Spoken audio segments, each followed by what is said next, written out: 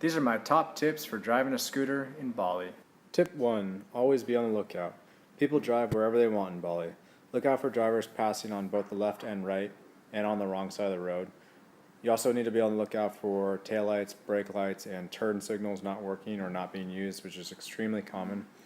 Watch out for pedestrians, animals, kids darting into the roadway. If there are road lines, they're only guides. There are no boundaries. Always be scanning ahead for obstacles and dangers. Tip 2. Honk to pass or be seen by others. It is customary in Bali to notify someone of your intention to pass or let them know you're coming down the road. Only give 1 to 2 short beeps. More than that is considered disrespectful, or if you lay on the horn like we do in Western countries, it's considered very disrespectful. Always honk before coming into a blind corner, and don't be offended if some people don't do this, but I would say 90% of people do follow this rule. Tip 3. Drive on the left, pass on the right. Bali is a drive on the left country, like most of Southeast Asia. Bali roads are very narrow, and with a recent influx of cars and vans, scooters drive on the left, which is the slower side. Always pass on the right unless traffic is stopped. If it is very slow or stopped, you can also pass on the right. Just be careful doing it. And also, I would highly recommend you don't drive down the wrong side of the road like you'll see some of the locals. It's also very illegal. Tip 4. Proceed carefully through intersections.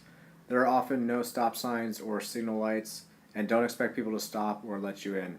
Best advice for intersections is to slowly push yourself out until traffic stops, or you go with a group that has been able to do that and they're going the same time as you.